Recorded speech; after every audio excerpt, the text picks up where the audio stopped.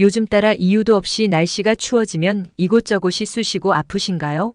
병의 원인은 특별한 이유라기보다는 몸에 질병이 생기는 근원부터 파헤쳐야 그 이유를 알 수 있는 법인데요. 제 주변 지인들도 평소 혈관을 잘 관리 못해 나이 들어 고생하고 있는 분들이 많습니다. 혈관 건강은 우리 몸에 정말 중요한 요소이기도 합니다. 나이가 들면서 노폐물이 쌓여 혈관이 딱딱해지기 쉬운데요. 그래서 오늘 영상은 나쁜 피가 내 몸을 망친다에 나오는 혈관 건강에 대해 말씀드리고자 합니다. 이 책은 혈관 나이를 젊게 되돌리는 방법에 대해서 소개해주고 있는 아주 좋은 책입니다. 실질적으로 일상생활에서 실천할 수 있는 행동을 자세히 알려주고 있어서 저도 주변 지인들에게 추천했는데요. 오늘 제가 주요하다고 생각한 것들만 모아 소개해드리도록 할게요. 시작 전에 구독과 좋아요 해주시면 감사드립니다. 그럼 시작하겠습니다. 질병의 99%는 혈액과 혈관에서 시작됩니다. 특별한 질병이 없는데도 왜 여기저기가 아프고 불편한 걸까요? 나이가 들면 쑤시고 결리고 뻣뻣해지는 것이 당연한 걸까요? 결론부터 말하자면 그렇지 않습니다. 혈액과 혈관의 노화를 그냥 방치해서 나타나는 증상일 확률이 높기 때문입니다. 나이 불문하고 이유 없이 무기력하고 무얼 해도 의욕이 나지 않는 증상, 원인을 알 수 없는 만성적인 편두통, 지압이나 마사지를 받아도 낫지 않는 요통 등도 마찬가지입니다. 이렇게 원인 모를 증상으로 고민하고 있다면 지금 당장 혈액과 혈액의 순환, 즉 혈류에 주목해야 합니다. 혈액은 혈관을 통해 온몸에 산소와 영양분을 옮겨줍니다. 그런데 혈액 순환이 나빠지면 냉증, 결림, 통증, 피로 등 온갖 증상이 나타납니다. 게다가 여성 특유의 월경전 증후군이나 여드름, 건조증 등의 피부 트러블도 혈류와 큰 관련이 있습니다. 특히 모세혈관은 우리 몸에서 가장 넓은 면적을 차지하는 기관으로 다 이어붙이면 지구 2바퀴 반을 돌 수 있는 길이입니다. 그런데 그 모세혈관이 20대부터 줄어들기 시작해 60대가 되면 무려 40%나 소멸한다는 사실을 아시나요? 손발이 차갑고 피부가 칙칙해지고 머리카락이 푸석해지는 것은 물론이고 내장기관이 자주 고장을 일으키는 것 역시 모세혈관의 소멸로 인해 우리 몸이 말단까지 영양분을 충분히 공급하지 못하기 때문입니다. 하지만 다행히도 사라진 모세혈관은 다시 되살릴 수 있습니다. 자신의 혈액, 혈류 타입에 맞게 식사법, 운동법, 생활습관을 바꾸면 가능합니다. 혈액순환에 좋은 음식을 챙겨 먹고 몸을 항상 따뜻하게 유지하며 적당한 혈자리를 주무르고 누르는 등 누구나 집에서 쉽게 실천할 수 있는 방법들을 이 책에서 소개합니다. 특히 차가운 음식을 좋아하는 분들, 밤낮이 바뀐 생활을 하고 계신 분들, 폭식과 폭음을 자주 하시는 분들이라면 더욱 주목하기 바랍니다. 이런 생활 습관은 혈액을 매우 탁하게 만들기 때문입니다. 그러므로 평소에 이런 생활을 하는 분들은 먼저 자신의 현재 몸 상태와 혈관, 혈류 상태를 파악하고 혈액순환 개선을 목표로 삼아야 합니다. 이 책에서 소개하는 모든 방법들은 누구나 실천해 볼 수 있는 간단한 방법입니다. 필자인 저 역시 집에서 항상 실천하는 방법들입니다. 간단해 보이지만 실제로 해보면 매우 강력한 효과에 깜짝 놀라실 것입니다. 하루에 몇 분만 투자하면 됩니다. 자신에게 알맞은 방법을 골라서 가능한 것부터 오늘 당장 시작해 보시기 바랍니다. 혈관 나이를 젊게 되돌리는 4가지 핵심 꿀팁. 1. 몸을 따뜻하게 유지하고 언제 어디서나 춥지 않게 생활한다. 체온이 1도 내려가면 대사가 12% 떨어진다고 합니다. 몸이 차가워지면 혈류가 정체되고 혈류의 정체는 곧 혈관의 노화가 되니 주의하셔야 합니다. 2. 혈류를 증가시키는 음식을 먹는다. 과식은 몸속 노폐물을 증가시키고 배설 기능을 떨어지게 해 혈액을 탁하게 만드는 원인이 됩니다.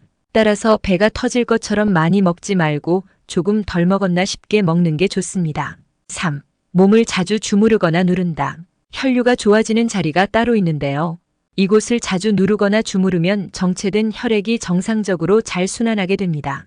평소 운동량이 부족한 사람은 가급적 몸을 활발하게 움직이는 것이 중요합니다. 4.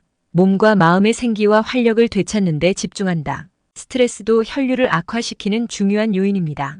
평상시 스트레스를 많이 받고 풀지 못하고 쌓아두는 사람은 혈액순환도 좋을 수가 없습니다. 스트레스 상황에서 벗어나 편안하게 쉴 수 있는 환경을 만들고 몸과 마음의 생기를 되찾아야 합니다. 몸을 늘 따뜻하게 하는 방법. 네일을 입습니다. 복대를 하고 그 위에 네일을 한 겹 껴입으면 보온 효과가 높아집니다. 일부 기능성 레인은 보온 효과가 뛰어나지만 통기성이 좋지 않은 경우도 있습니다. 피부가 예민한 분들은 순면 재질의 네일을 선택하시는 것이 좋습니다. 목에 항상 스카프를 두릅니다. 배와 마찬가지로 목도 차가워지기 쉬운 곳 중 하나입니다. 겨울에는 머플러를 한 겹 두르기만 해도 온몸의 따뜻함이 완전히 달라지므로 겨울철에 외출할 때는 반드시 머플러를 지참하시는 것이 좋습니다. 봄, 가을이나 에어컨이 세게 나오는 곳에서도 늘 가벼운 스카프를 둘러 목이 찬 바람에 노출되지 않도록 합니다. 뜨거운 수건을 목과 어깨에 댑니다. 일상적으로 목과 어깨를 따뜻하게 하면 뻐근함이 풀립니다. 만성적으로 목이나 어깨가 뭉쳐있고 뻐근한 분들이 많습니다.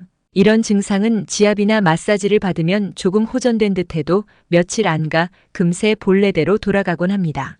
이것은 오랜 시간 나쁜 자세로 있어서 부분적으로 혈액순환이 좋지 않아진 탓입니다.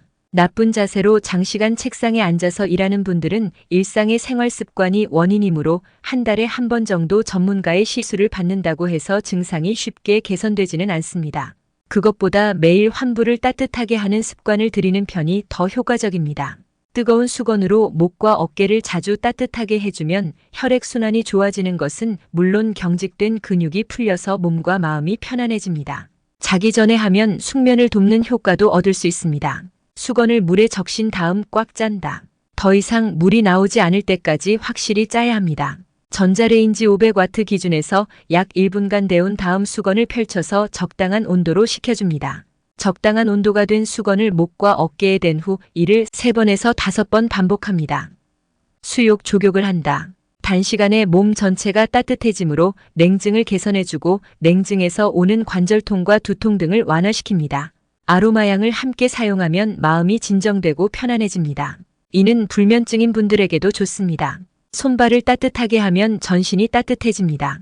욕조에 들어갈 시간이 없어도 곧바로 온몸을 따뜻하게 만들고 싶을 때 효과적인 것이 수욕과 조격입니다. 손발을 따뜻하게 하면 온몸의 혈류가 좋아져서 몸 전체가 따끈따끈해집니다.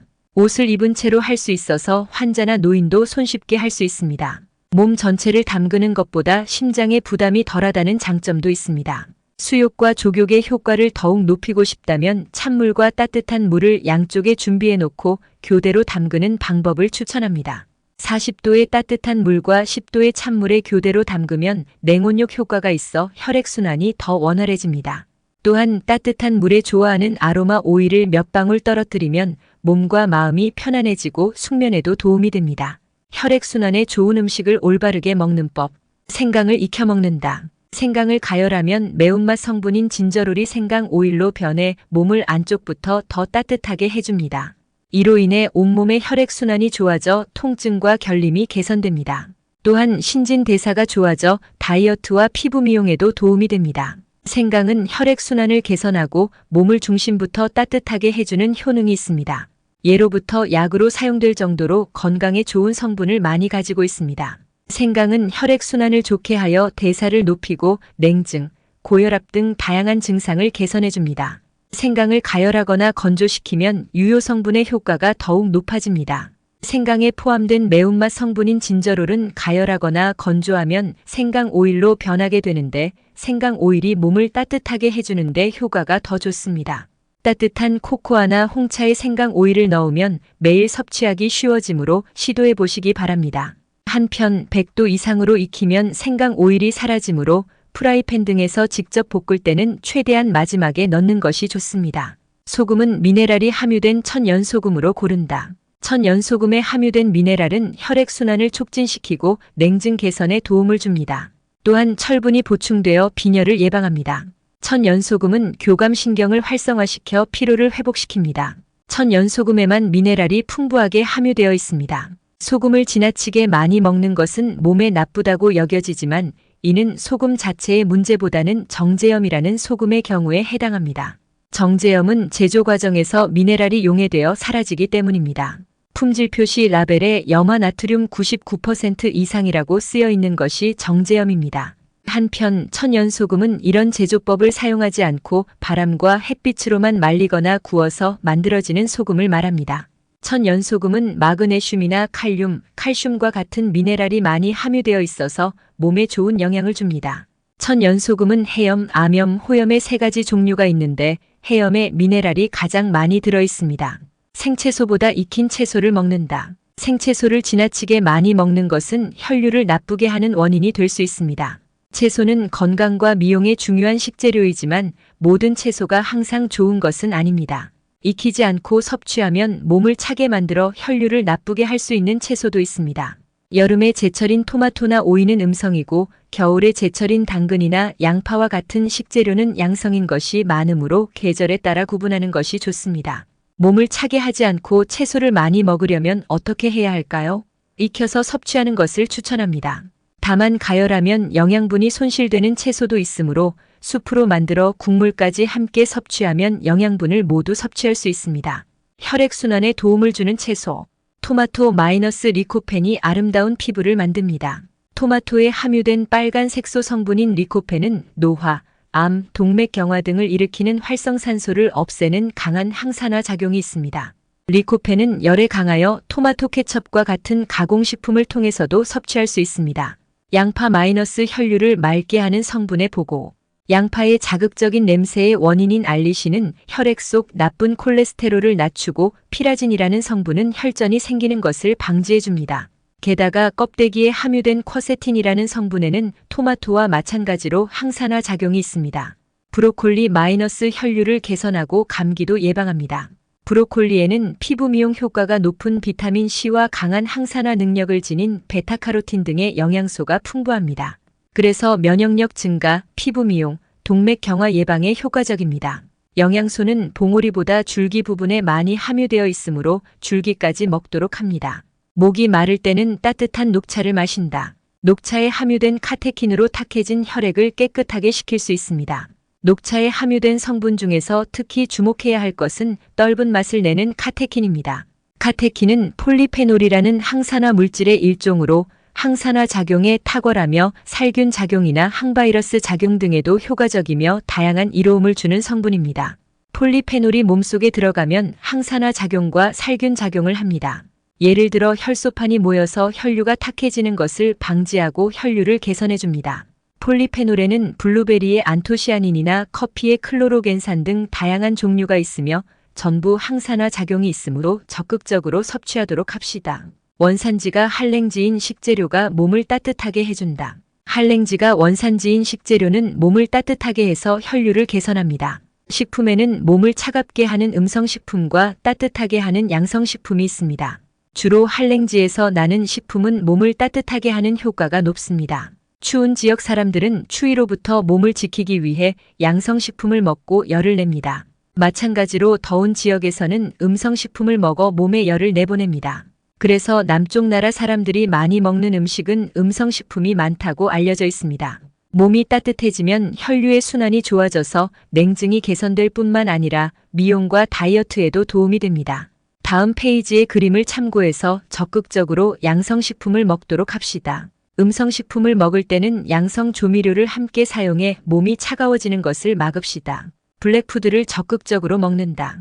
동양의학에서는 식자재를 적, 황, 녹, 백, 흑의 5가지 색으로 나누어 생각하는데 각각 다른 효과가 있습니다. 그 중에서도 검은색을 띤 음식은 호르몬 균형을 맞추고 생명 에너지를 담당하는 신장의 작용을 돕습니다. 한의학에서는 신장이 서양의학에서 생각하는 신장의 역할에 머무르지 않고 혈류를 포함한 몸의 온갖 부분과 관련되어 있다고 봅니다. 신장 기능이 저하되면 기력이 떨어져서 쉽게 피로해지고 흰머리가 증가하거나 피부가 노화되며 뼈가 약해지는 등의 증상이 나타납니다.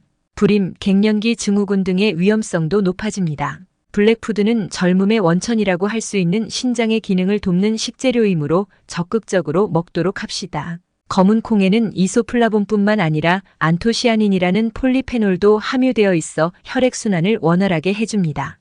검은 깨는 혈관을 튼튼하게 해서 혈류를 개선합니다. 또한 양질의 지방이 포함되어 있어 피부 미용에도 효과적입니다. 김에는 질 좋은 단백질이 많이 함유되어 있고 미네랄도 풍부해 몸을 건강하게 해줍니다. 목이버섯에 함유된 식이섬유는 콜레스테롤의 흡수를 억제하고 장의 컨디션을 안정시켜줍니다.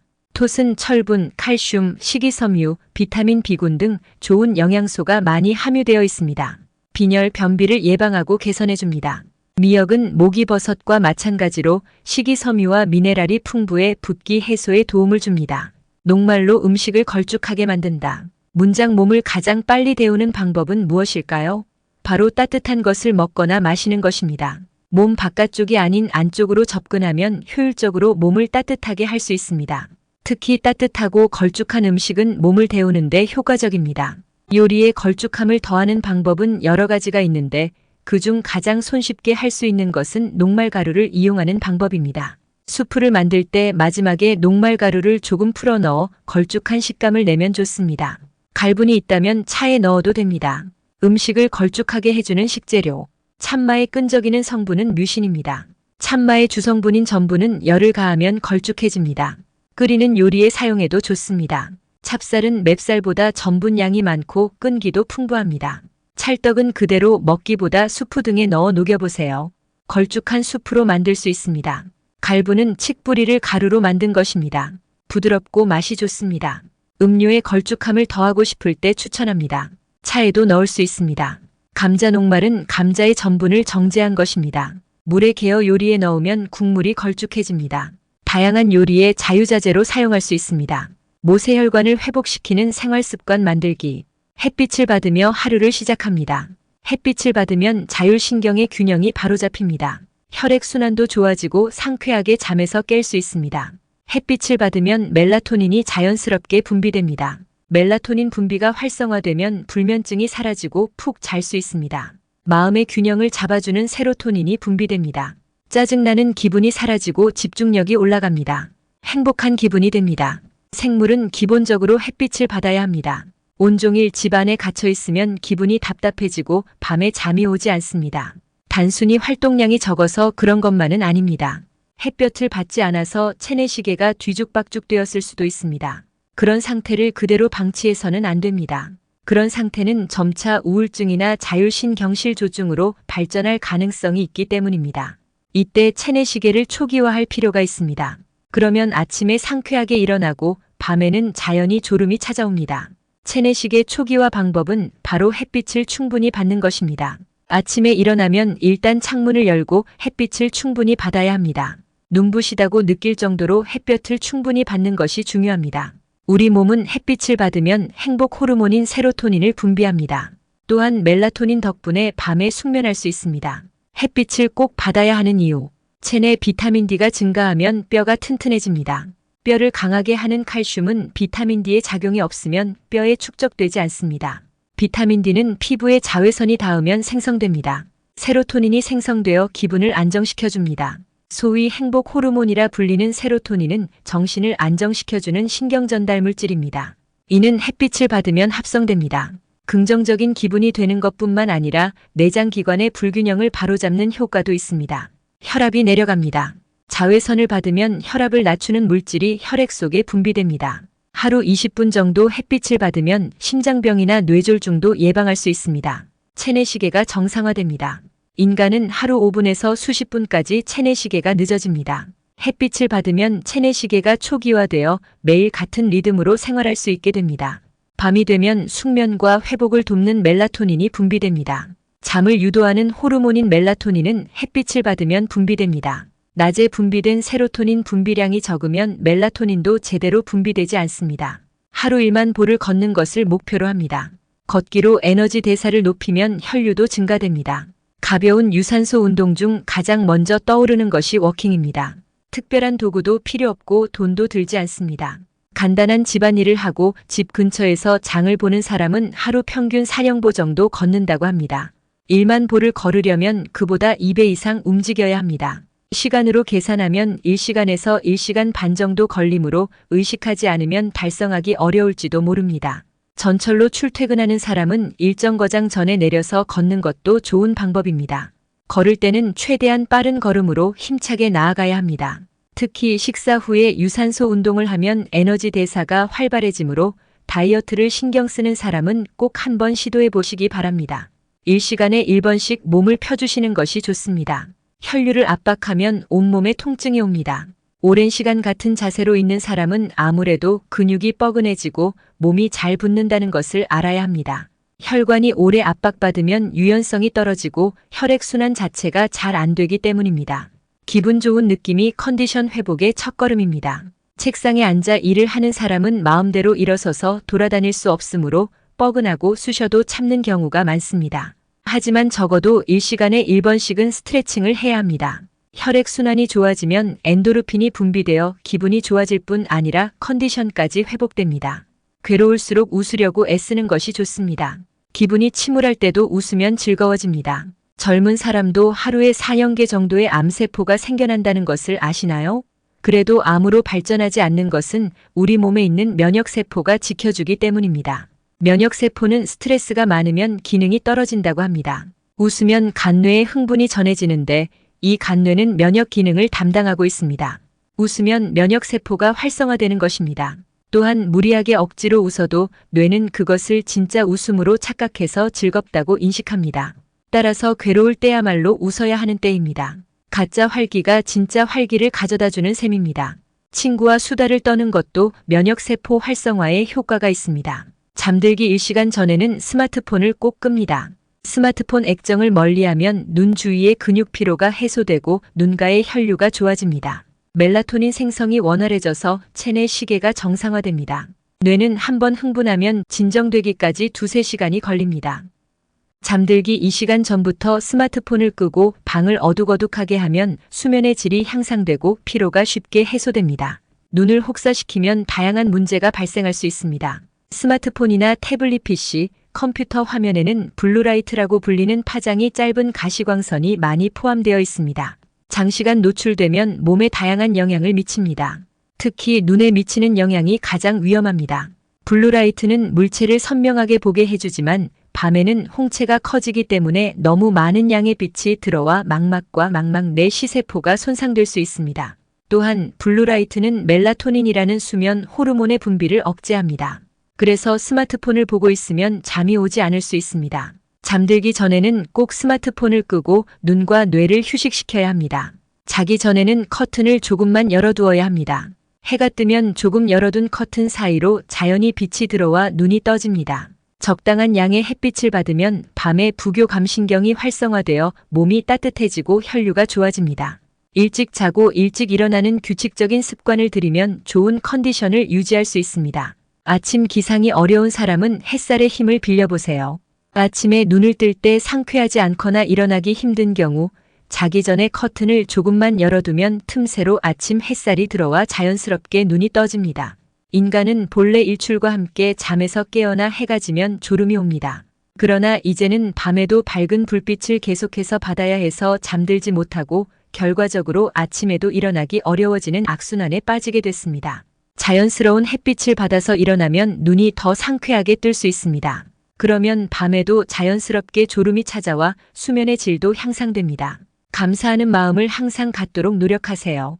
감사하는 마음을 가진 사람은 같은 스트레스라도 더 원만하게 극복합니다. 주변에 대한 배려심이 생기고 인간관계가 원활해집니다. 감사하는 마음을 가지면 뇌의 혈류가 증가하고 의욕도 높아집니다.